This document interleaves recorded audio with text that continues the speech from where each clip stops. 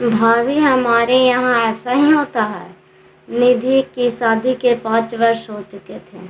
सास ससुर और पति नितिन के साथ उसने बेहतर सामंजस्य बैठा लिया था, लेकिन उसकी नकचढ़ी ननद निकिता अभी मानती नहीं थी कि निधि उनके घर की परंपरा को निभा पा रही है।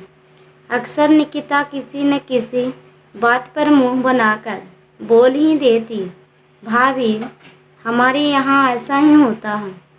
उसकी यही बात निधि को चुभती थी। शुरू शुरू में अपने कमरे में जाकर रोती भी थी। पति नितिन को भी बताया तो उन्होंने यह भी कहकर टाल दिया, उसकी बात को दिल से मत लगाओ। घर में सबसे छोटी है, सबकी प्यारी होने से थोड़ी मुंह फट हो गई है, अनसुना कर दिया करो। निधि को समझ नहीं आता कि कोई उसे कुछ कहता क्यों नहीं है। क्या उसे दूसरे घर नहीं जाना है? परंतु सब ऐसे ही चलता रहा। न निधि ने बुरा मानना छोड़ा, न ही निकिता ने उसे घर के रिवाज सिखाना।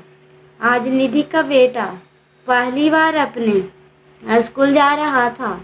सभी ऐसे उत्साहित थे जैसे कोई त्यौहार हो। निधि ने उसे स्कूल यूनिफॉर्म में पहना कर तैयार किया, उसके बाल कंघी कर दी थी। तभी निकिता कटोरी में कुछ लेकर आई और चम्मच से खिलाने लगी। ध्रुव नानू कर मन में उसका स्कूल से आकर खा लेगा।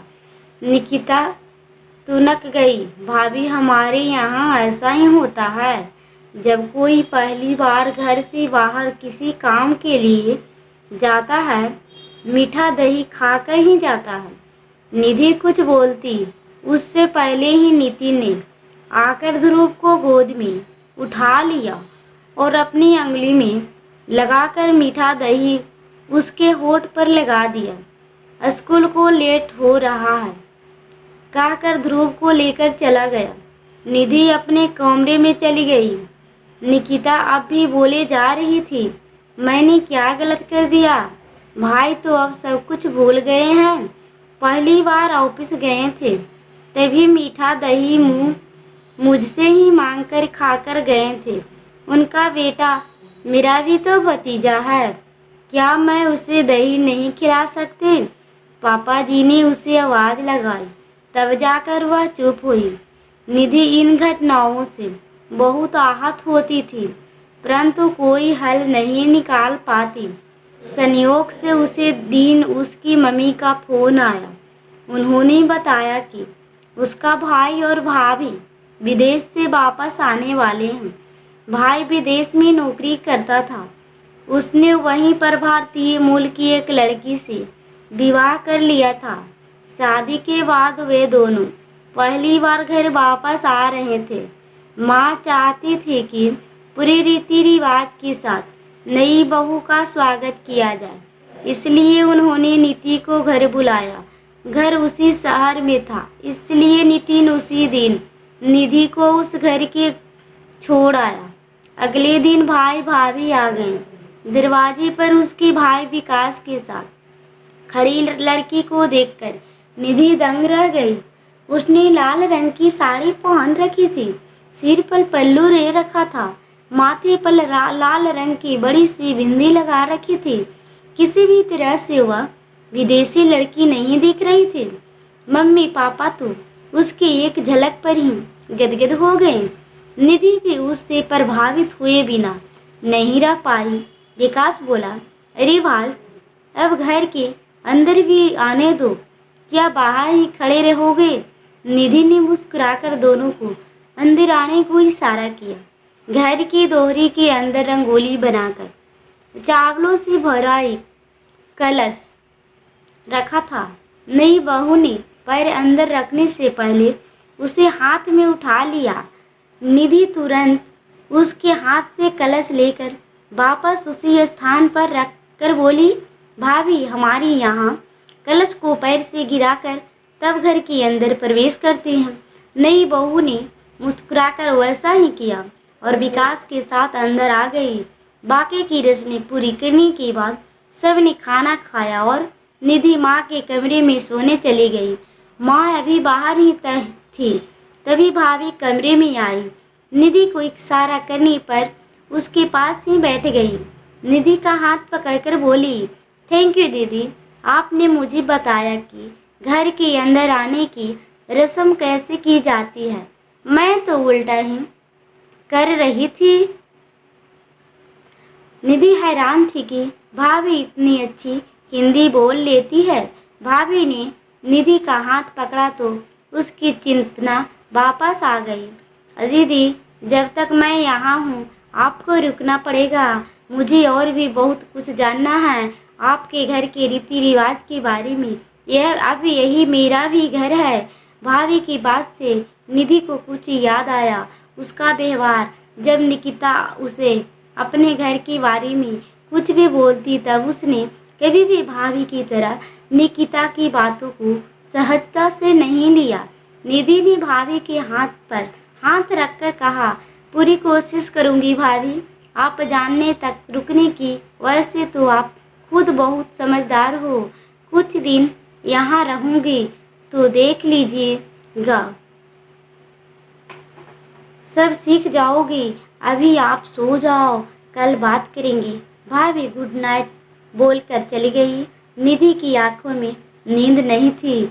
उसके सामने वे सभी घटनाएं घूम रही थी जब उसकी और निकिता की बहस होती थी। अगले दिन निधि उठते ही फिर से आगे की रस्में के विषय में माँ से बात कर ही रही थी, तभी फोन की घंटी बज उठी। उसने फोन अटेंड किया। निकिता का फोन था। निकिता कुछ बोलती उससे पहले ही निधि शुरू हो गई, दीदी, मैं जानती हूँ हमारे घर में बहुएं अधिक समय तक मायके में नहीं रुकती है, पर 2 दिन नई बहू भाभी के पास रुक रही हूँ। आप वहाँ हो इसलिए मुझे अपने घर की चिंता नहीं है। इधर से निकिता की खनखनी हंसी सुनाई दी। मैं कल आ रही हूँ भाई के साथ, आपको लाने के लिए कोई बहाना नहीं चलेगा। भाभी, हमारे यहाँ ऐसा ही होता है।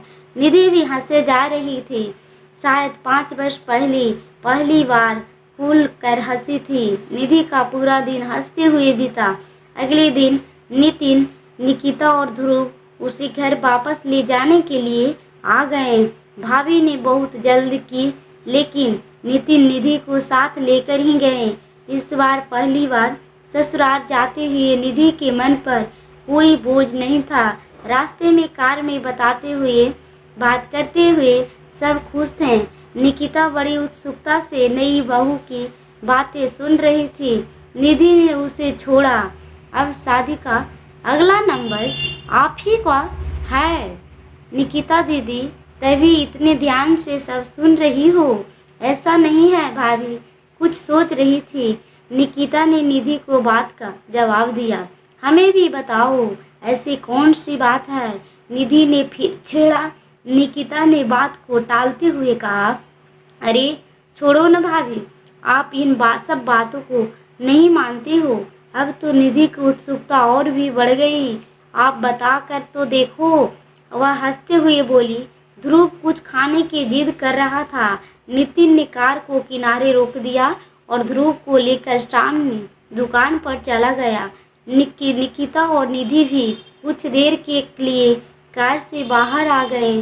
सामने देखकर निकिता अचानक बच्चों की तरह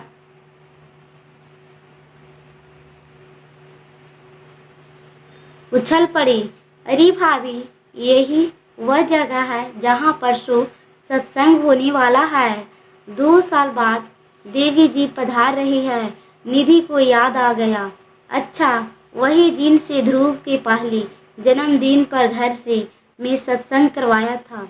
निकिता ने आश्चर्य से निधि की ओर देख कर कहा, आपको याद है? इस बार आप भी साथ में आना। निधि ने बेमन से हाँ बोल दिया। मम्मी जी की तबीयत ठीक नहीं थी, इसलिए निधि को ही निकिता के साथ सत्संग में जाना पड़ा। निकिता सक्रियता से सब व्यवस्था देख रही थी। शहर के दूसरे लोग भी थे। आयोजन में सत्संग खत्म होने ही वाला था कि तेज आंधी चलने लगी। प्रवचन सुनने आए लोग में अफरा-तरी मच गई। सब जल्दी से निकलना चाहते थे। देखते देखते पंडाल पूरा खाली हो गया। आयोजक भी चले गए। नितिन कार लेकर बाहर ही खड़े थे, इसलिए नीतिका और निधि भी कार में बैठकर घर आ गए। थोड़ी देर बाद ही पुलिस स्टेशन से फोन आया कि कई औरतों को गहनों और आदमियों के पर्स गायब हो गए। सुबह होते ही पुलिस स्टेशन बुलाया। रात जैसे तैसे गुजरी। सुबह पुलिस स्टेशन में सभी आयोजक थे। निधि का नाम भी आयोजकों में था। पुलिस लगातार पूछताछ कर रही थी। उसका कहना था कि या तो देवी जी और उनके लोग या फिर आयोजक दोनों में से कोई उस लूट में शामिल है। देवी जी कभी ऐसा नहीं कर सकती है तो और कौन कर सकता है? पिछली बार तो उन्होंने तो अपनी संपत्ति की आश्रम को दे रखी है। निधि उच्च स्वर में बोली। पुलिस इंस्पेक्टर ने उसे शांत रहने की हिदायत देते हुए बताया कि देवी जी एक लंबी सजा काट चुकी औरत है। ठगी के केस में कई साल जेल में थी। जेल से छूटकर उसने भगवान के प्रवचन देकर ठगी शुरू कर दी। पुलिस को सूचना मिली थी, इसलिए सत्संग परिसर में पुलिसकर्मी साधारण कपड़े पहने घूम रहे थे।